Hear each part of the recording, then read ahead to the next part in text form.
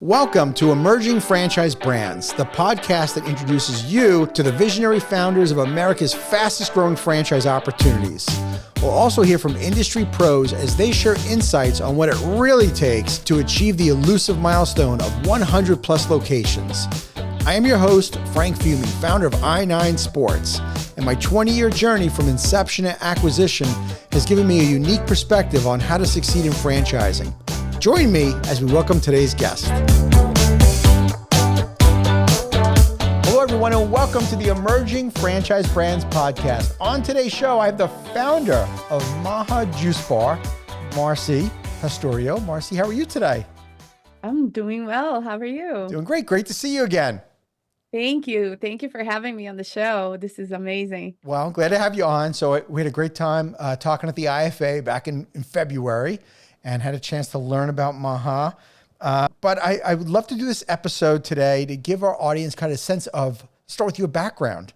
And you have a fascinating background growing up in Brazil. So would you share share some background for everybody? Yeah, I would love to. My story it's a little unique. Growing up in Brazil in the Amazon forest is a little different than here. We do spend more time outside with, nature and everything. But growing up in Brazil it was amazing. I learned the true nature of food because we are so raw in so many ways. Everything is so locally grown and everything is just, natural. So I grew up with that. So that was something that just was in my life. My mother always juiced her beet juice in the morning. So we all drank beet juice in the morning. And so when I was 10 years old, I came to America to visit and ended up staying here. And that's how I learned English for the first time. Yeah. Then I went back to Brazil, came back when I was 14, studied here for my freshman year in high school. Went back to Brazil, started college, and decided to drop out of college to pursue an American dream. And when I was 21, I came to America thinking, oh my God, I'm going to live this amazing American dream. And very soon I met my ex-husband. We got married and had 2 children right away. And my whole life kind of got put aside, So I was in this very turbulent marriage for almost 10 years. And by the time the divorce came to be, I had forgotten who Marci really was. So it was one of those, the American dream never happened. It was this life that I loved my children. That was all that I did. It was stay-at-home mom for my children. But when the divorce came to be, I needed to find a job to be able to move out of the house. And I couldn't afford working at Dunkin' Donuts, making $9 an hour. Sure. So my parents stepped up and they bought me this little market. It was a 600 square feet store with Brazilian products. In there, we started working, my mom and I, and within a couple of years, we grew so much that the landlord asked us to move before the floor caved in because we had so much merchandise. Oh my gosh. Where is this, by the way? Where was this? This is in Norwood. In Norwood, right in Massachusetts. Okay. Yep. So I had a little Western Union store, and my customer base was Brazilians and Spanish. So one day I was armed robbed, and Oh no. I know. Yep. So the PTSD of that made me move really fast because I couldn't stay in the store anymore because every time somebody opened the door, I was like, oh my gosh, what if it happened again? Yeah. So I moved from that location into a 2,000 square feet location. Okay. I know. Made a big market with a coffee shop inside. And I was doing very well. Things were going great. I was growing, but I only had like 2,000 Brazilians in my community. Okay. And other people started opening smaller stores just like mine on the same street. So the competition started to hurt me. Although I was the bigger person, some of them were closer to these people. The other ones were closer to that people. So I started losing customers. And my business was going under. And my husband back then my boyfriend said, let's take a trip. I think we need to take a trip. Let's go to Aruba for a few days. I'm like, all right, we'll go to Aruba. How am I going to get my juice in Aruba? I always juiced. Mm-hmm. So I needed my beet juice. And he researched, we found this little juice bar that we went every single day. And on the last day, ready to go to the airport, we go to this little juice bar and we're sitting there like across from each other. I'm having my juice, he's having his smoothie, and I go, I have everything these people have. I'm going to open up a juice bar. John looked at me and he goes, okay. You know, when you have that aha moment, Yeah. I had that click in my mind. I can still hear it. And everything just came clear as day, and I envisioned it. So I came back to America. I researched everything there was about juice bars, how to open, everything, created all the recipes. And then I was like, all right, I'm ready to open. How do I do this now? Mm. I had the location. I maxed out all my credit cards. I bought blenders and juicers and everything I needed. So my husband, my boyfriend back then, he goes, why don't you go see Charlotte? Charlotte is a retired Marine Mm-hmm. captain. She's an amazing community person. And I just walked into her store. She has a running store. And I say, are you Charlotte? She goes, yeah. Uh-huh. Well, I'm Marci. Nice to meet you. I'm opening up a juice bar, and they told me you could help me sending customers. Easy as And she that. goes, yeah, I had to. I Yeah, had no other choice. So sure. she goes, all right, when are you opening? I said, May 1st.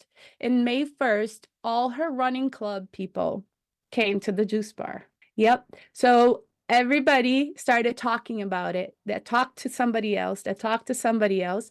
And eventually the word of mouth spread out and people started to come. So I created a whole first base clientele just by word of mouth. I didn't even have the Instagram back then. So that's how we started. And fast forward 6 years, we're here today, and I'm talking to you, and I'm a new founder. That is super cool. I keep thinking as you're telling the story, like your future was in front of you the whole time. Like your Yeah. whole background with being brought up around juicing and health foods and everything that happened to you in the past happened for a reason. I know we hear that all the time. And, one of my favorite sayings that, that Tony Robbins had in my head always is that, life doesn't happen to us. Life happens for us. And your life was happening for you Mhm. in so many ways that brought you to where you are today. You are where you're supposed to be.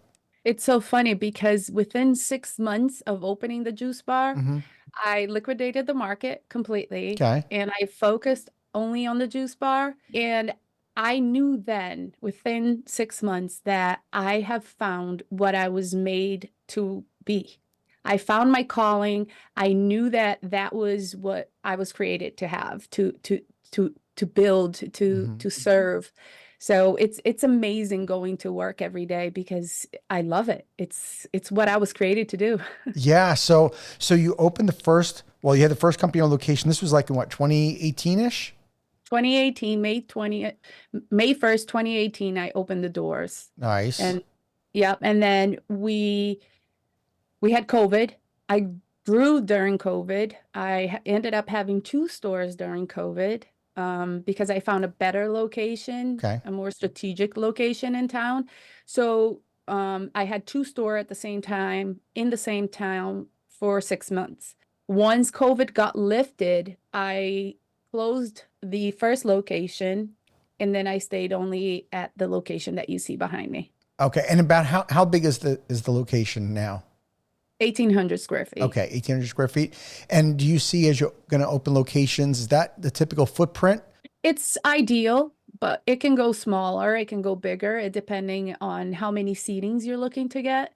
But yeah, And so since you opened that first corporate location, what were some of the biggest learnings that you've had? before even thinking about becoming a franchise, there was a lot of like test and errors. Sure. I have a very amazing team member who's been with me since day zero. So I would come up with all the recipes and she would come up with all the measurements Mm-hmm. and the whole system of how we're going to do this so we don't have any waste or anything left over. She was the brains behind it. So I would create and she would execute. That is exactly what founders need. You always need the person that's going to that's going to complement your skill set. Yes. Not somebody who's exactly just like you and can do the same things you do, but you found exactly who you needed. Yes, I did. And it's so funny because she used to be a customer of mine. And I loved her. And I said, Olivia, I have a plan of opening up a juice bar, but I'm only going to do it with you.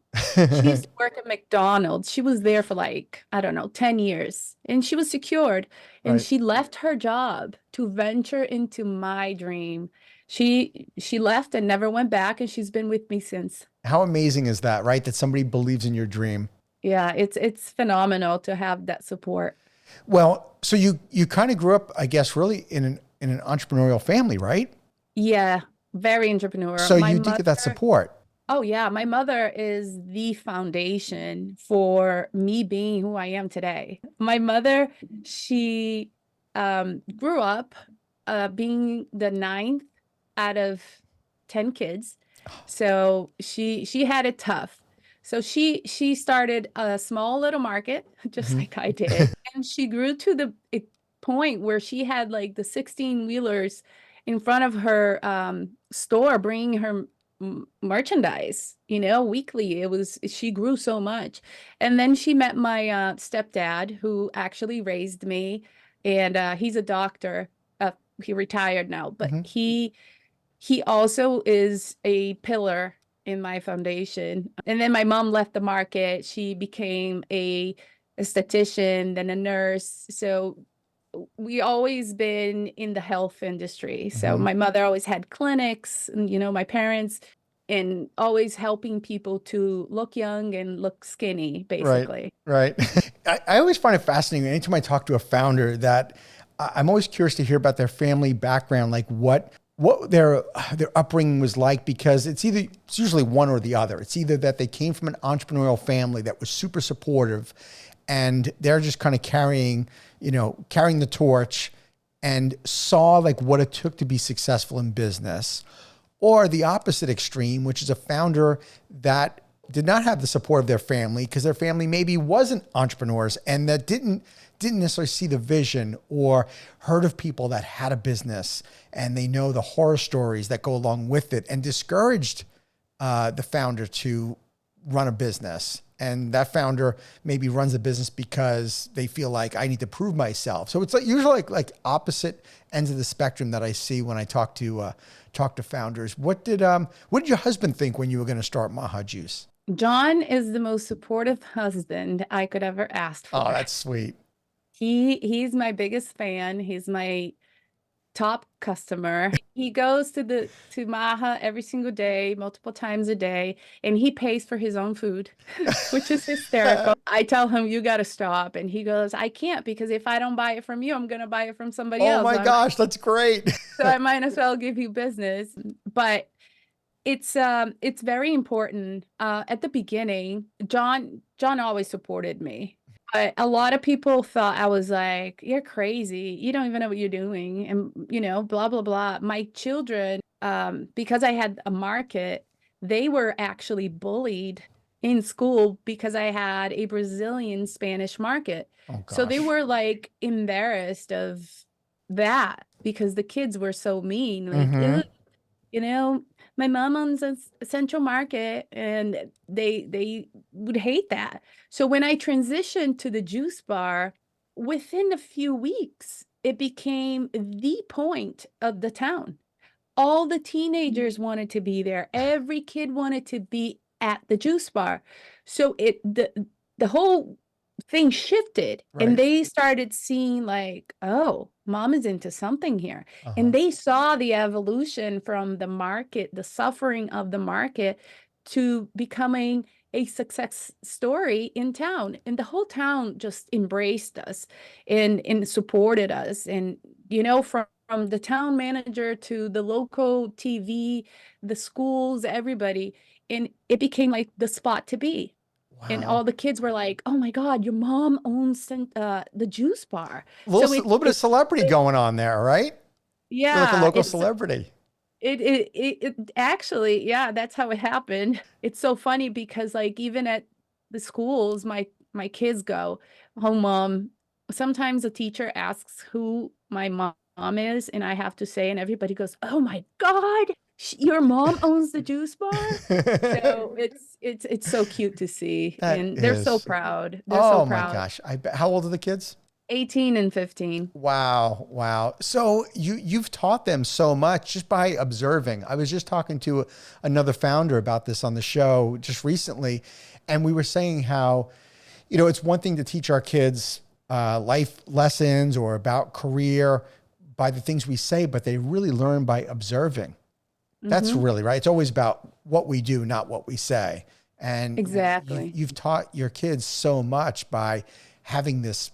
I wrote down three key points that I think, Marci, that set you apart from so many people that I'm sure your kids have really seen. Number one, you're incredibly resilient. Two, your willingness to pivot when it came to obviously issues with the market and then pivoting to this. And the third thing is no fear. Those are three tremendous attributes of a successful entrepreneur. And you should be very proud of yourself for what you've accomplished so far.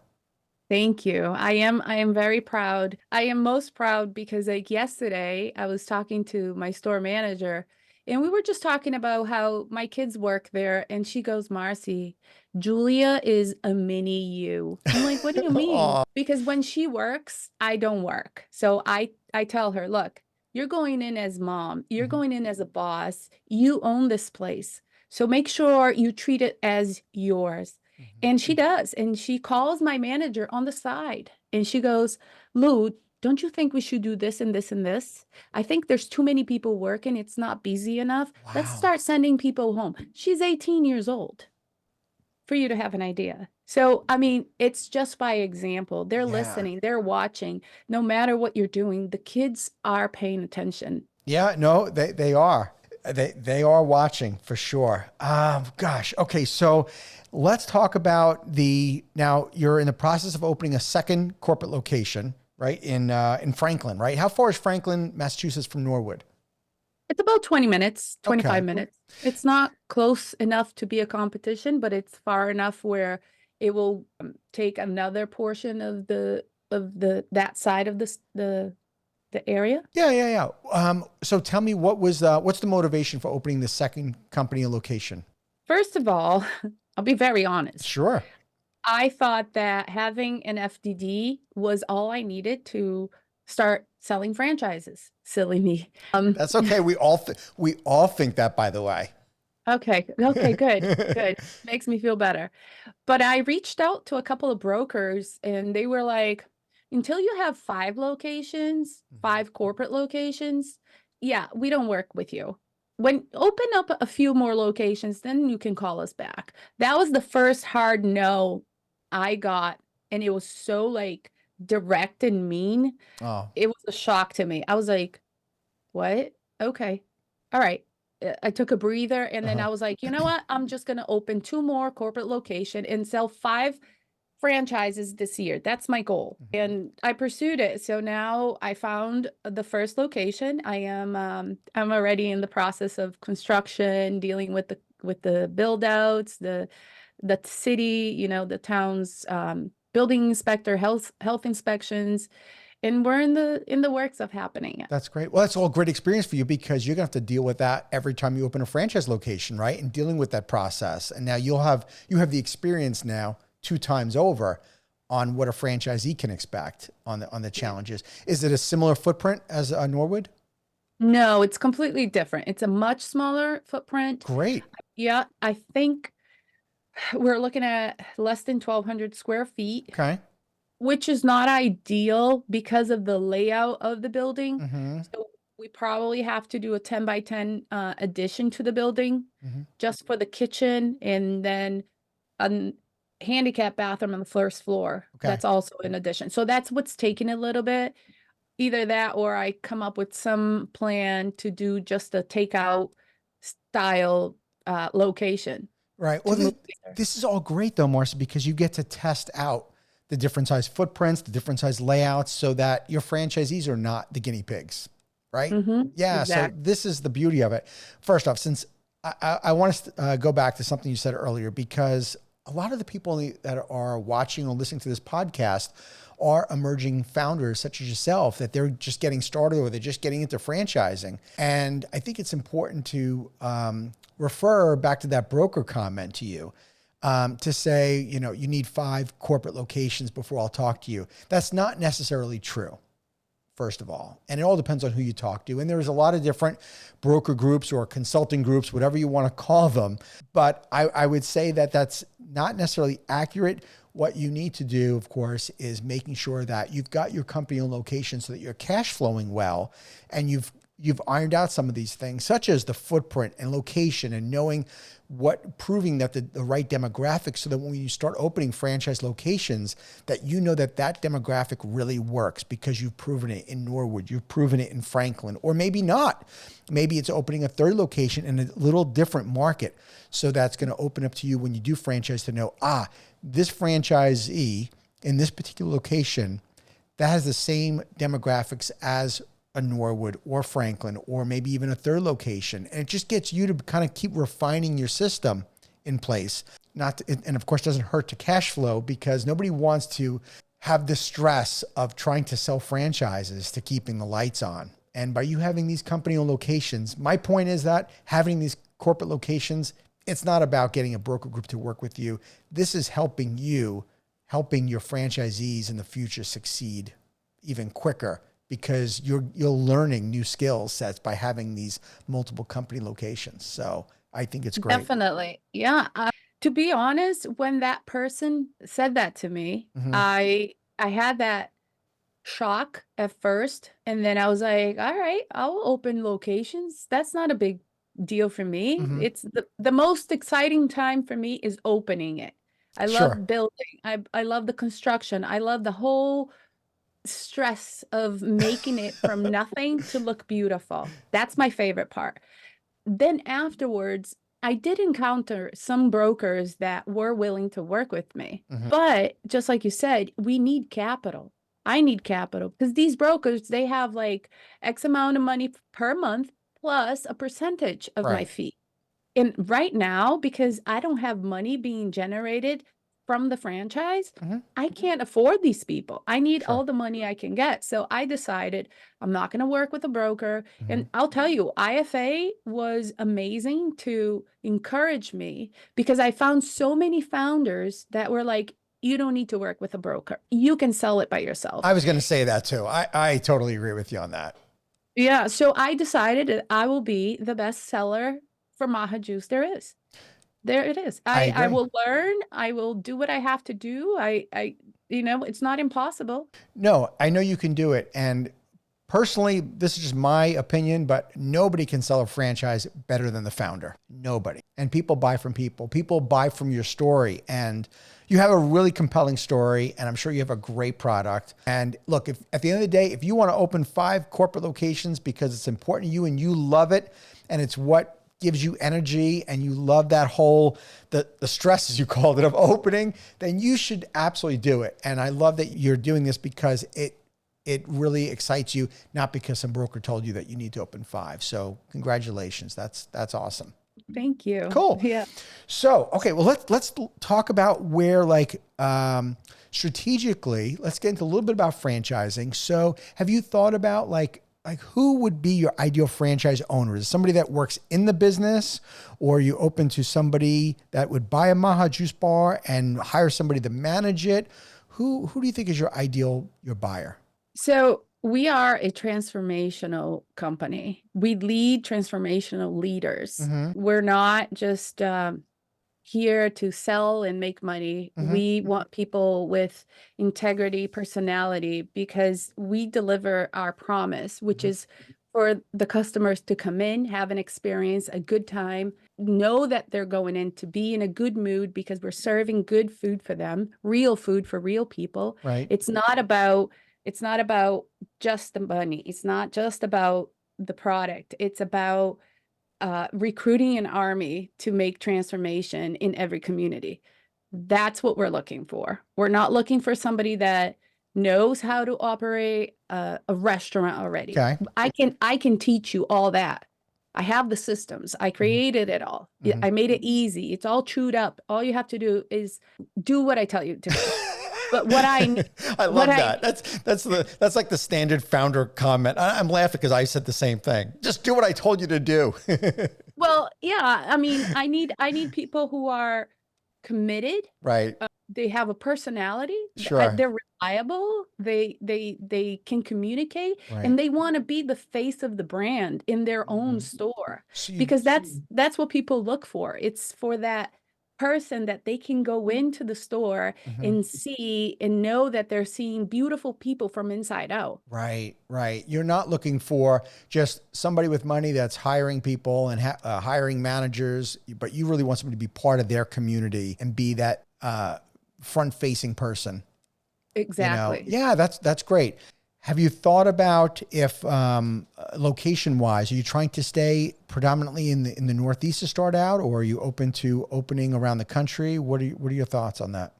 Right now I am looking for New England Okay, first, just because I want to be able to give 100% of support good for to you. everybody that opens. Maybe venture into a corporate location in Florida. Mm-hmm. That is a dream. I really, really want to be there because that's where I will retire one day. So I want a Like corporate every location. like every good Northeasterner, I'm going to retire to Florida one day. Yep. I was raised in Brazil, but my heart is Bostonian, so I can't, I'll be a snowbird. There you go. That's fine. Good for you. Well, Tampa would be a great market, by the way. I'm just saying, if you're going to I do love Florida. that. It's on my list. It is a great city. I love the Tampa Bay area so much. I've been here for 28 years. What's the investment range of a Maha juice bar? So the investment can go from 296 to 451, Okay. which is not high for a restaurant. It's a very easy layout. So it's more of equipment. So it's not like you need big things to operate. You just need a functional place to store your stuff, Mhm. refrigeration, freezers, and we do need a hood. So that's pretty much it. What do you think is like I know I don't want to hold you to this, but like an estimated like build out time you think it takes? And I know there's permitting and there could be delays and stuff, but like what is your goal that you think for a build out of a Maha? If the town helps us and Hmm. it's easy, I'm thinking like the quickest 3 to 6 months. Okay. Yeah, I think that's the fastest we could go with, and depending on the contractor too. Okay. Speaking of locations, I didn't even ask you the most obvious question. What are some of the most popular items on the menu? We're like 30 minutes in, and now I'm like, oh, what's on the menu, by the way? Well, we are a juice bar with a full-on kitchen, basically. So Okay. yeah, so my number one seller is our acai bowls. Hmm. I am from the Amazon, so I make it just like the Amazon. Our acai consists of only 3 ingredients, nothing more, no preservatives, no added sugar, nothing. And it's made in-house every day. Everything else is made by wholesome ingredients. We don't add ice, we don't add any manufactured powders or substances that may harm you. We are strong believers that sugar is our enemy, so we Hmm. don't carry sugar in our stores. The only sugar we have is packages because we do serve coffee and there are people who like coffee with their sugar. Besides that, everything is made to order. Our juices, we have a different approach of most juice bars where they have the cold press machine where they make big, big batches of juices and bottle them and put it in the refrigerator for days and Oh days. gosh. Yeah, I don't believe in that. I believe the customer should order, we make it, we serve it, and they drink it fresh with all the properties and the benefits of the juice right there and there. We have a lot of sandwiches, a lot of salads, avocado toasts, and we make everything in house. So one big thing about our franchise system is that we teach you how to make and prepare the food in-house so your costs are low. Hmm. So you're not buying all that cookie cutter, same taste frozen from, big vendors. We source our vendors locally. Our fruits and vegetables, they come every single day in small batches just to guarantee freshness. That's awesome. Nobody likes when they walk into like a juice bar or something and everything tastes exactly the same. Mm-hmm. You know, it loses flavor and you just like tasting like cold, you know. Nobody Yeah. likes that. And that's too common in a lot of places. It is common because the juice bar industry is so new Mm-hmm. that they're trying to make healthy Right. cold. Basically, that's it. So Yeah. you don't get a lot. Like, for instance, us, all our sandwiches are hot, made to order. And the way our system works, the way I created the system is fast, healthy food. Mm. Like, you will not be in my store for more than 3 minutes to wait for a bowl, 5 minutes top for a smoothie or a juice, 7 to 10 minutes top for a cooked sandwich, a made to order sandwich. What are some of the So most popular hot sandwiches that you have? we have the grilled chicken wrap, which Okay. is our grilled chicken. We receive chicken breast. We clean, we cut, we season it with pesto Mm-hmm. overnight. Then we cook it, cut it into portion sizes with homemade avocado, I smash, gooey mozzarella cheese, tomato on a whole wheat tortilla. Damn, that sounds really good. It is. I'm It's my hungry. #1 salad. Yes. Wow. All right, Marci, about the franchise opportunity. So if someone was interested in learning more about opening a Maha juice bar, first of all, where would they go? How can they get more info? You can go to our website, mahajuice.com. There is a request form under franchising. You can just fill out, put your email in, and we'll send you all the information that you need to know. You can schedule a call with us so we can just get to know you, go through that process of seeing if you are a great fit for us and if we're a great fit for you. I like to say that we are welcoming people into our family and they are welcoming us into their family. Absolutely. It's a commitment. It's a marriage. So it's not going to be like, oh, okay, I'll take your money. No, we need to see if the franchisee really wants and aligns with our core values and our purpose and our vision, which is a huge vision. Marci, I love that. Don't ever change that. And I know that there's pressure. I remember as a founder starting out that I wanted to pretend that person was the right person just so I can get them in and get started. But if you keep that philosophy, you are absolutely setting yourself up for a tremendous success because the first dozen franchisees are so critical for that culture. And don't ever give that up. That is absolutely spot on. That is a great philosophy. When somebody does reach out, who do they talk to? They usually will talk with me Okay. or one of our team members. I have an amazing executive team behind me, Renee and Vivek. They're my everything. They share my vision. They help me build the sales process, the development, everything in between. So you either gonna get in contact with them or Okay. me immediately. But yeah. Great. All right. Well, I would love for you to give some advice, even though you're getting started in franchising. I would love for you to give advice maybe to somebody that was going to get into franchising. I call it the tip jar because the franchise community, is so generous. You know that from being at the IFA, right? If someone was going to go into franchising their company, what do you think is maybe something they should do, advice you would give them before they franchise their business? Learn what to do after you get your FDD, because having that desire to become a franchise is amazing. It's the first step. And then you find a company that will help you take everything from your head into paper, into systems, into manuals. And that's amazing. But once your FDD is ready and live, you need to know what steps to make. You need to learn all the acronyms, which it took me a while. You need a very good CRM system and make sure you learn that. Also, keep learning, keep studying. Don't just assume that is all going to turn out okay when it's not, and have capital for the after. Once you have your FTD, you're going to need capital to launch your franchise. And I mean, I heard this crazy statistic that 60% of franchises never sell their first unit. And I was shocked. But now I was like, oh my God, I can see why. Because they become a franchise, but they don't have the funds to grow the franchise. Yeah.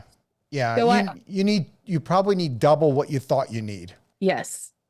Yes, definitely. And I mean, if your dream is just as big as mine to have a Maha juice across every McDonald's in America, then you need a lot of capital. That is awesome. Marci, thank you so much for being on the show. I appreciate it. It was great seeing you again. I'm looking forward to that second location opening up for you soon, and definitely opening a location here in Florida one day. I will. It's in the works. All right. Sounds great. Marci, thanks so much again for being on the show. Thank you. Thank you for tuning into the Emerging Franchise Brands podcast. For additional insights, guest applications, and to stay connected, visit us at efbpodcast.com.